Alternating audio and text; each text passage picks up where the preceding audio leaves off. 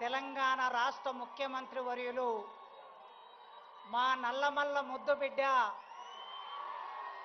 పాలమూరు ముద్దుబిడ్డ రేవంత్ రెడ్డి గారికి ఉస్మానియా విశ్వవిద్యాలయం నిండు హృదయంతో స్వాగతం పలుకుతున్నది.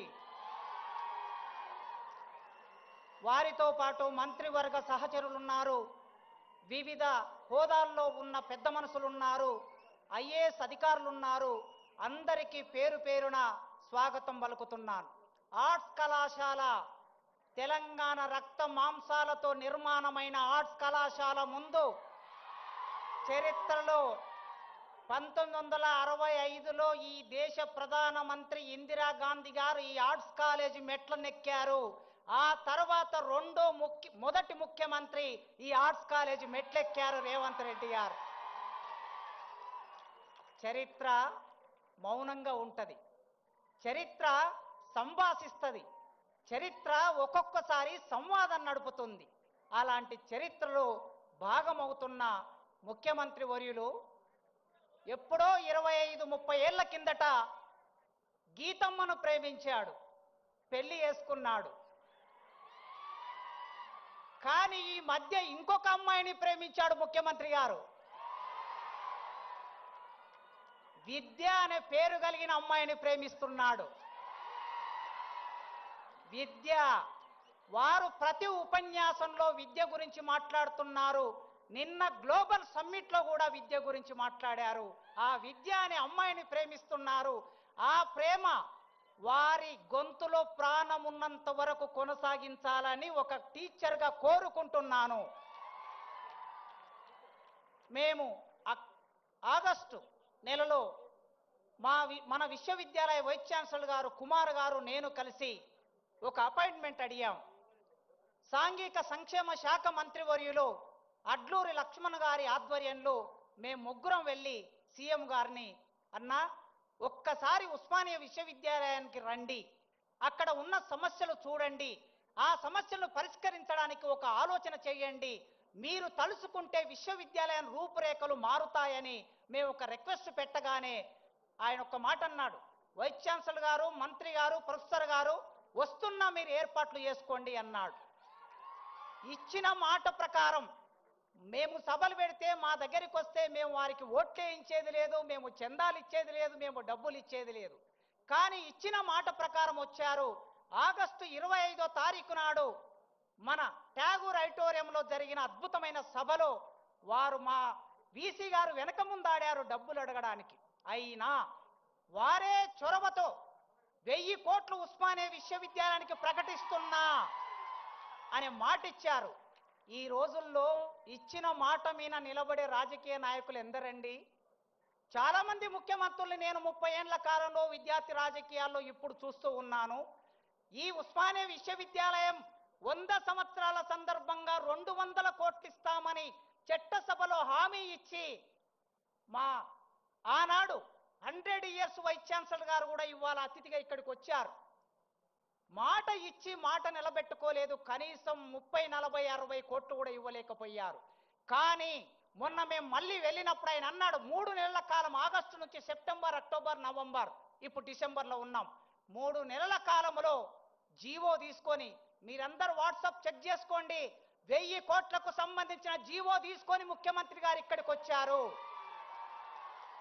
ఇచ్చిన మాట నిలబెట్టుకున్న రేవంత్ రెడ్డి గారికి ఒక టీచర్గా, విశ్వవిద్యాలయం ఒకప్పటి విద్యార్థిగా, ఈ విద్యార్థి లోకం 40,000 మంది ఈ యూనివర్సిటీలో చదువుకుంటున్నారు. మీ అందరి తరపున వారికి వందనాలు తెలియజేస్తున్నా. ఇక మిగిలింది 1000 కోట్లతో అందమైన భవనాలు 24 నెలల్లో వారు అనుకుంటే నిర్మాణం జరుగుతుంది.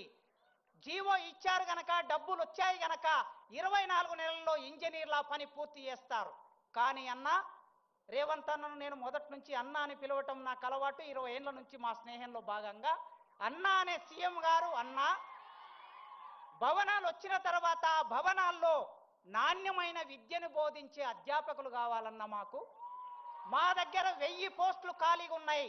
ఇప్పటి వరకు 15 సంవత్సరాల కాలంలో ఒక్క పోస్టు కూడా భర్తీ కాలేదు. మా విద్యార్థులు మీరు ఎప్పుడు అంటూ ఉంటారు, నాణ్యమైన విద్య కావాలంటారు. నాణ్యమైన విద్య కావాలంటే నాణ్యమైన విద్య బోధించే అధ్యాపకులు కావాలి. ఈ వేదిక మీద నుంచి నేను సవినయంగా కోరుకుంటున్నా, అధ్యాపకుల రిక్రూట్మెంట్కు సంబంధించి ఒక 15 రోజుల్లో మీరు ప్రాసెస్ మొదలు పెడతారని మీరు మాట ఇస్తారని కోరుకుంటున్నాను. తప్పనిసరిగా చివరికి ఒక్క మాట చెప్పి ముగిస్తా. మేము మొన్న వీసీ గారు నేను వెళ్ళాం ఈ సమావేశానికి ఆహ్వానించడానికి. వారే ఒక మాట అన్నారు, ప్రొఫెసర్ గారు ఢిల్లీలో జేఎన్యూ ఉన్నది, మరొక చోట ఆక్స్ఫోర్డ్ ఉన్నది, ఇంకొక చోట స్టాన్ఫోర్డ్ ఉన్నది. ప్రపంచంలో ఈ విశ్వవిద్యాలయాల పేర్లు చెప్పుకుంటున్నారు. మరి తెలంగాణలో హైదరాబాద్ నగరంలో 100 సంవత్సరాలు పూర్తి చేసుకున్న ఈ ఉస్మానియా విశ్వవిద్యాలయం పేరు వాటిలాగా చెప్పుకోవాలి కదా అన్నారు. చాలా మంచి మాట చెప్పారు వారు. ఆ మాట వారే చేయగలరు. ఖచ్చితంగా ఈ ఉస్మానియా విశ్వవిద్యాలయం నాకు 16 సంవత్సరాల సర్వీస్ ఉన్నది. మీరు ఇంకొక 1000 మందిని భర్తీ చేస్తే వాళ్ళు 30 ఏళ్ళు పనిచేస్తారు. రాజకీయ నాయకుల జోక్యం లేకుండా, ఎమ్మెల్యేల జోక్యం లేకుండా, ఎంపీల జోక్యం లేకుండా, మంత్రుల జోక్యం లేకుండా పూర్తిగా సెలక్షన్ కమిటీకి వదిలేయండి. తప్పనిసరిగా నాణ్యమైన ప్రొఫెసర్లను భర్తీ చేసే బాధ్యత మా యూనివర్సిటీ వైస్ ఛాన్సలర్ కుమార్ గారు తీసుకుంటారు. ఈ విశ్వవిద్యాలయాన్ని మీరు 2047 అన్నారు కదా, ఆ 47 కాదు 2037. ఇవాళ 25 ఉన్నాం, 35కి వచ్చే నాటికి ఈ విశ్వవిద్యాలయం రూపురేఖలు మీ నాయకత్వంలో మార్చగలం. ఆ హామీ ఇస్తూ నాకు ఈ అవకాశం ఇచ్చిన మీకు వందనాలు తెలియజేస్తూ ముగిస్తున్నాను. Thank you. తెలంగాణ అంటేనే ఒక గ్లోబల్ అప్రోచ్. మరి స్టాన్ఫోర్డ్ లాంటి ప్రపంచ స్థాయి యూనివర్సిటీ స్థాయికి కేవలం 10 ఏళ్లలో ఎదిగేందుకు ఆనరబుల్ సీఎం గారి అండదండలు ఆశీర్వచనాలు కావాలని చెప్పారు ప్రొఫెసర్ కాసిం గారు. భౌతిక సదుపాయాలు ఉన్నాయి, బౌద్ధిక సామర్థ్యాలు కావాలి అన్న వారి సందేశానికి ధన్యవాదాలతో 30 సంవత్సరాలుగా విశ్వవిద్యాలయ ఇంజనీరింగ్ కళాశాలలో విశ్వవిద్యాలయంలో అన్ని హోదాల్లో సేవలందించి 20 ప్రపంచ దేశాల్లో సాంకేతిక ప్రసంగాలు, అనేక మంది విద్యార్థుల్ని పిహెచ్డిలో ఎంటెక్తో గైడ్ చేసిన పెద్దలు మన యూనివర్సిటీ వైస్ ఛాన్సలర్ కుమార్ గారి సందేశం.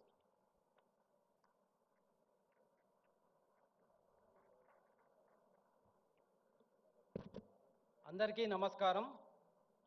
ఉస్మానియా విశ్వవిద్యాలయ icon arts college building Telangana రాష్ట్ర అస్తిత్వ చిహ్నం, ప్రత్యేక తెలంగాణ రాష్ట్ర ఉద్యమ కేంద్రం, ఉద్యమాలే కాదు ఉపాధి అవకాశాలకు అడ్డా, 108 ఏళ్ల సుదీర్ఘ తెలంగాణ విద్యా వారసత్వానికి నిలువెత్తు రూపం, ప్రతిష్టాత్మక ఆర్ట్స్ కళాశాల వేదికగా ఉస్మానియా విశ్వవిద్యాలయాన్ని ప్రపంచ స్థాయి విద్యా కేంద్రంగా తీర్చిదిద్దేందుకు సంకల్పం తీసుకున్నారు.